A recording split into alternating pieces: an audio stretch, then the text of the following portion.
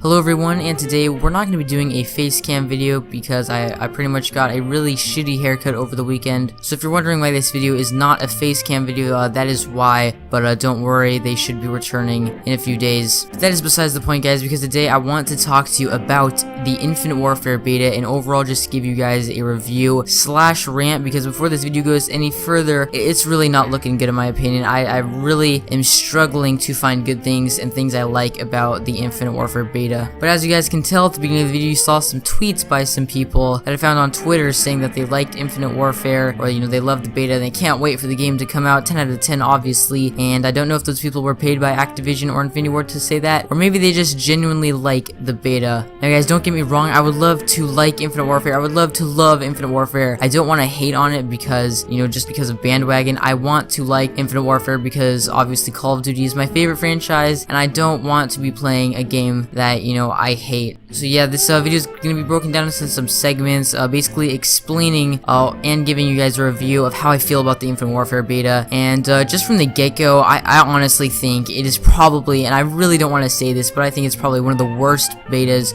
slash Call of Duties I've ever played. And that might seem like a very, large remark or, kind of a stretch, but honestly, I just was having so much rage, and it's probably one of the most rage-inducing Call of Duties I've ever played. And I'm struggling, guys, to find a silver lining for this game. The only one I can think of right now is Modern Warfare Remastered. So just in general, guys, Infinite Warfare, the beta, it's pretty much going to be the full game. The game has gone gold. So for any of you guys that say, it's gonna be changed after, launch or something, before launch, the game has gone gold.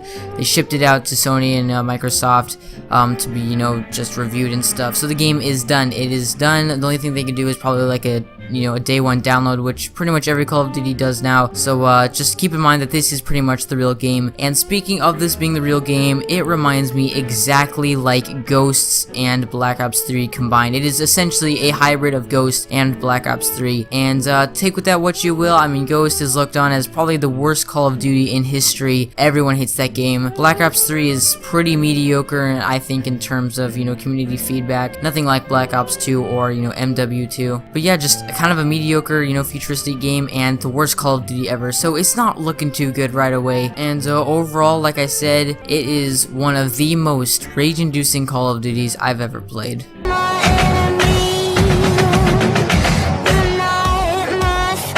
So yeah, let's just get started with, the first section. So we're going to be talking about the maps for Infinite Warfare. We only got to play like 4 maps. We got Frontier, then Frost, Throwback, and then they added it like a day later. They added Precinct, which I think is such a shitty map. I absolutely hate Precinct. And right away, the maps are, in my opinion, pretty bad. The only map I really kind of enjoyed was Throwback or Frontier. Those two were pretty good.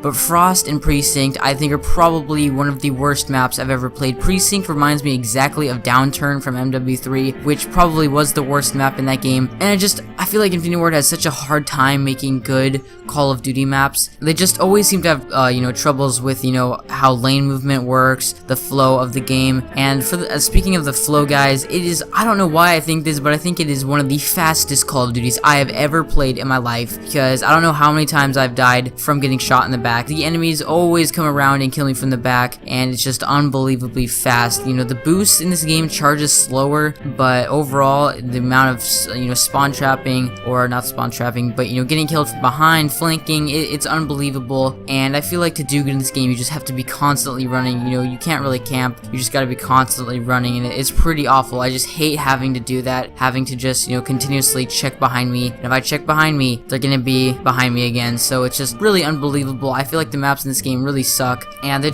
flow of this game is just really weird. Like I said, Infinity Ward just has such a hard time, in my opinion, designing good maps. I mean, first Ghost had such large maps, and this game just have maps just that really don't flow well, except for, I feel like the best map in my opinion is Throwback. That seems like, a pretty good map. But yeah, at least we have Terminal.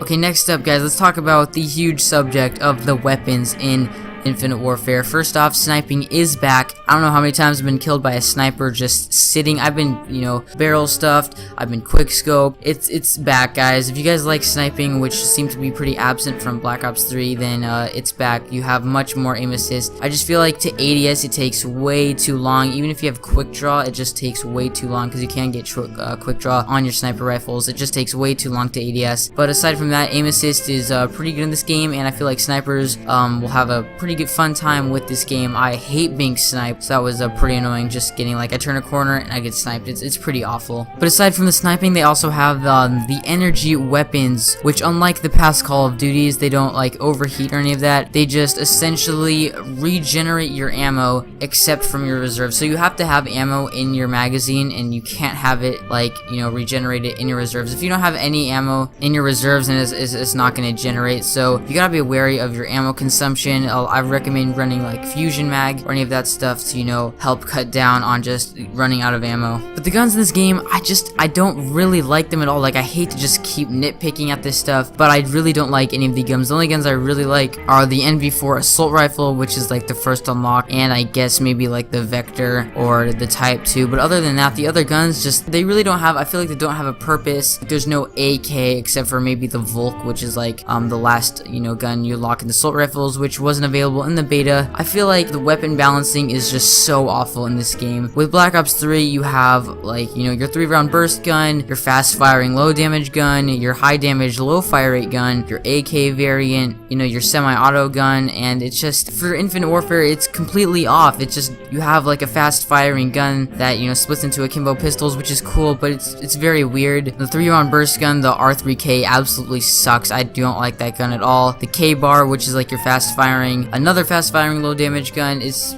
pretty bad too. The weapon balancing is really bad. I really hope that you know, Infinity Ward changes up some of the stuff to make each weapon feel more unique. If you guys want more unique stuff, they do have weapon variants in this game, and how I feel about this is kind of indifferent. I'd like, you know, would have to use more of these variants, but they have like, you know, Jawbreaker, which gives you more headshot damage. They have, you know, stability, which gives you more less recoil, and it also stacks with foregrip. You can get the tactical nuke, which I never got, or, you know, maybe the NV4 flatline has an infinite damage range, so it has just weird little gun traits, and it is basically proficiencies from MW3. So I feel like the community will like that a lot better than the variants from Advanced Warfare, which directly just gave you more damage, fire rate, ADS time, or whatever.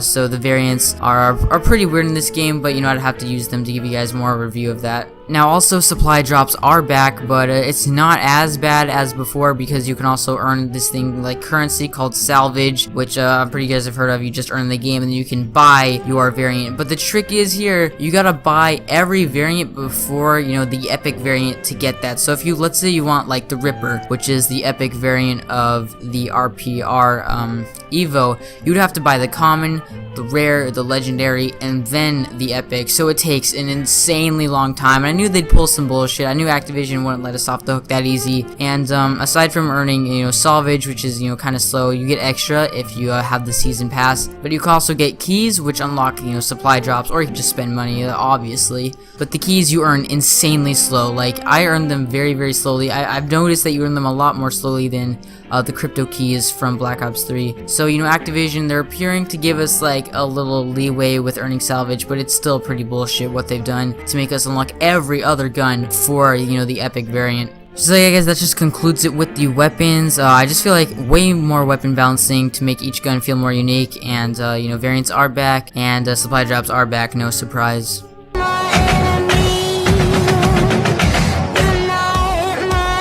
So next up, guys, this is a smaller, you know, part of this, but the lethals and tacticals. The lethals in this game are so absurd and honestly pointless. I mean, you could call it innovation, but it's really not innovating anything. It's just making each grenade feel more powerful. So instead of having like a little normal grenade, the grenade just like, you throw it and it explodes into a little cluster of grenades. And so if you try to run away, probably one of the little clusters will get you, and it's completely BS, because I've tried to run away and maybe a little cluster follows me behind you know, a corner, and I'll blow up. It's completely pointless and absurd, and I hope to take it out of the game. they also have like this, you know, tracking drone, which is unbelievable. Like you throw it out and it'll go, if there's like an enemy near you, it'll walk around a corner, crawl up a wall or anything, and it will kill you.